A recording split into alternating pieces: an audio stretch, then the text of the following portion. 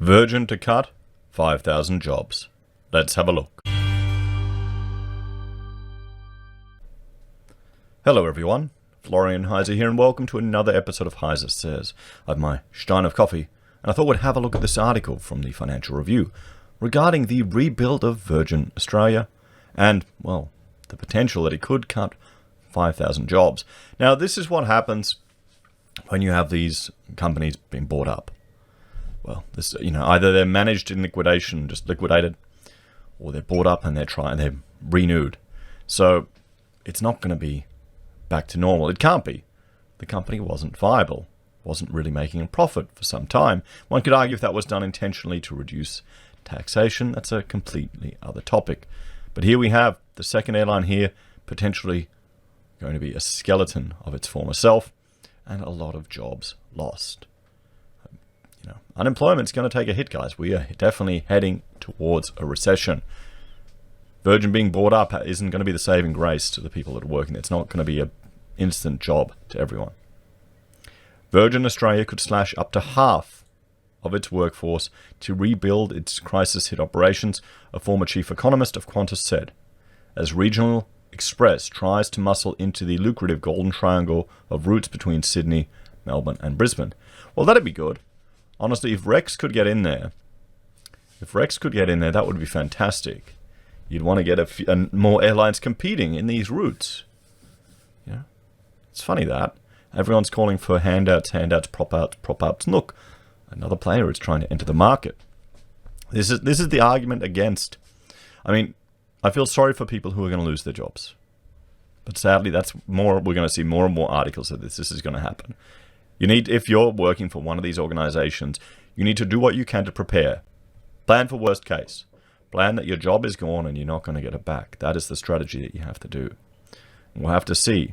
But through this, there could be new opportunities that could arise. This may create the window for Regional Express to get in this golden triangle. And Brisbane, Sydney and Melbourne, that route is one of the most profitable for a lot of these airlines.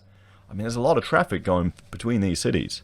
Because there's nothing else in the rest of Australia, everyone. It's just these three cities.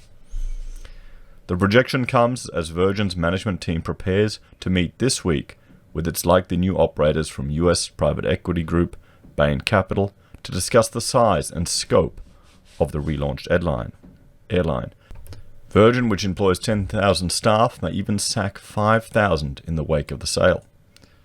That is the opinion of Tony Webber, who was chief economist at Qantas from 2007 to 2011, and the estimate relies on how much of the airline Bain maintains.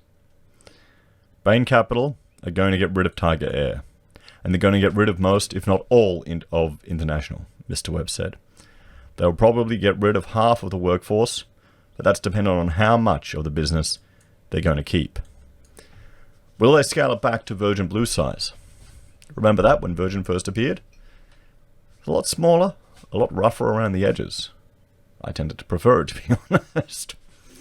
Still, Anthony Kucoin, managing director of aviation and infrastructure consultancy group Redwater, reckoned between 2,000 and 3,000 cabin crew and pilots would face the axe when Bain took over, 2,000 to 3,000, based on statements from the firm that it would look to retain about 70 aircraft.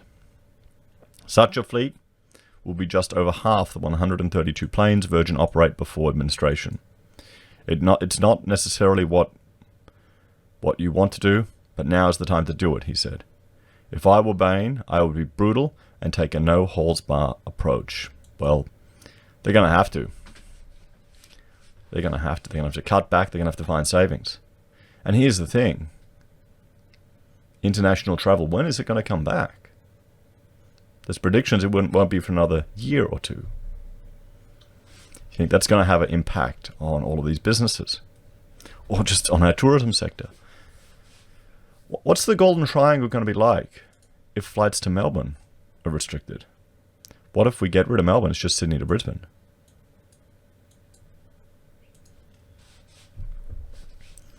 Bain and Virgin would not put a number on the expected job losses, as the details are likely to be finalised in the discussions this week. Management will be working this week with Bain to discuss the parts of the business moving forward and will provide details when decisions have been made, a Virgin Australia spokesman said.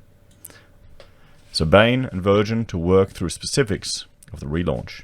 They will, however, meet in the shadow of Qantas sacking 6,000, or about 1/5 of its workers last week in preparation for an estimated 3 years of reduced demand due to the pandemic. Meanwhile, Sydney Airport's international travellers, a lucrative source of income, will not return to pre-pandemic numbers until 2024. RBC Capital Markets warned as the outlook for aviation's darkened. So that's even worse than I've been reading in other places. International travellers at Sydney's airport won't come back to 2024. And these airports were money printing machines. You know, with the rents they could charge, yeah. It pushed out its forecast for a recovery in Sydney Airport's international passengers to 2024 compared with 2019 levels, having formerly forecast the rebound would occur by 2022. Domestic passengers are not expected to return to previous numbers until 2023 as well. So we're looking at years of issues in this sector, years of travel issues. Behavior habits may change as well. How's this going to affect tourism? How can this not factor into arguments saying that we're entering a V-shaped recovery? The outbreak and subsequent travel demand downturn provided the final straw for Virgin Australia when it appointed Deloitte as administrator in late April. The situation is so dire for the industry that unions at Qantas have been lobbying the federal government to extend wage support or the JobKeeper scheme. This is the thing they want. The problem is, with the wage support, with the JobKeeper, with the government propping up these businesses. And remember, Qantas just did a huge share buyback. They just did a huge share buyback. This is passing on their inability to have cash reserves to weather a cataclysmic event onto the rest of us. And going, oh, Florian, what if they disappear? We won't have any planes anymore. Well, the planes aren't going to all get melted down straight away, are they? There'll be opportunities for others. Air travel may get more expensive, there may be less competition, and then new players will enter the market. Look at Rex, they're trying to get into the triangle. The market will find a solution if we get out of its way. That's the problem.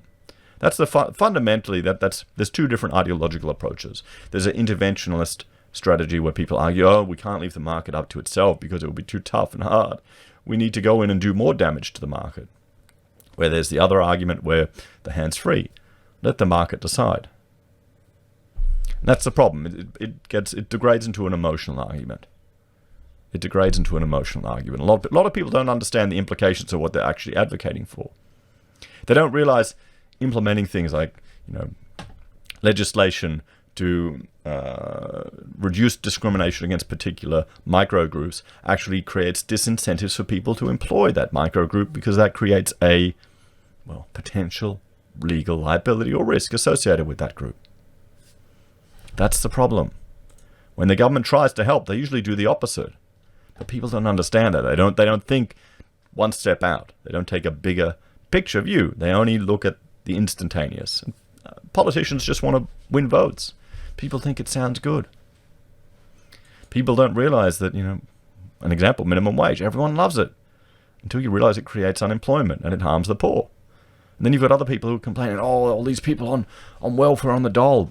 If you've got minimum wage, you've gotten benefit of an intervention in the market. So you also have a duty of care to ensure those people that can't enter are taken care of.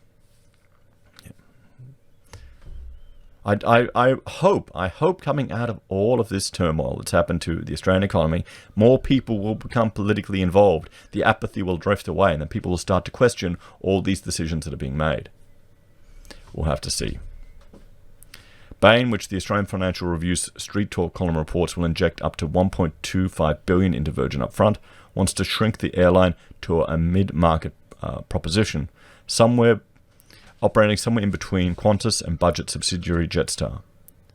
Under Bain, Virgin's current management team, led by Paul Sucker, will keep their jobs, while ex-Jetstar boss Jane, I'm not going to pronounce that, is positioned for a leadership role.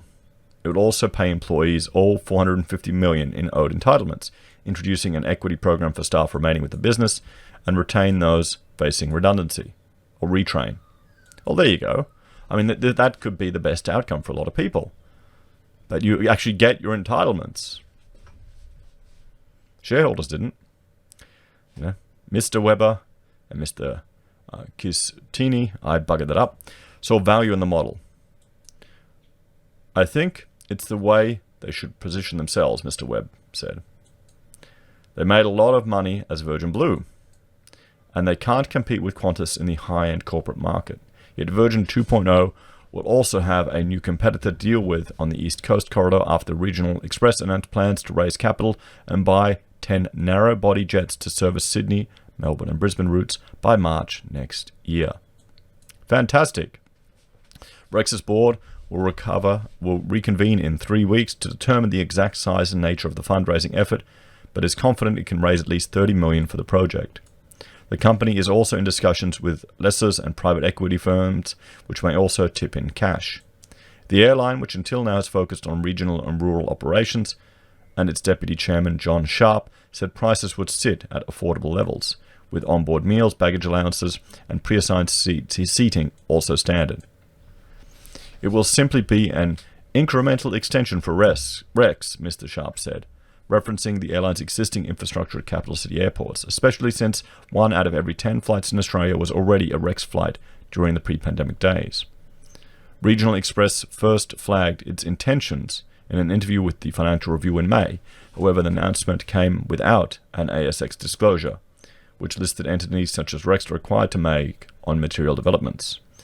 The oversight resulted in a sudden trading halt for the company, and the Australian Securities and Investment Commission is reviewing Rex's statement for breaches of the Corporations Act.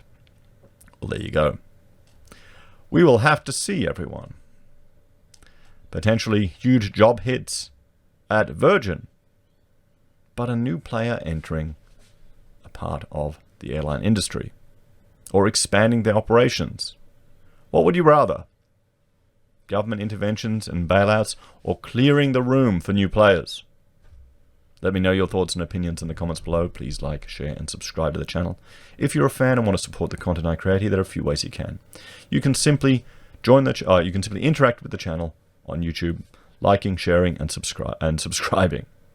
You can support us financially via joining the channel on YouTube or Patreon, using any of our affiliate links at Amazon, eBay, Independent Reserve, or Kucoin, buying our merch from HeiseSays, using Gold Pass from the Perth Mint, or supporting us via PayPal.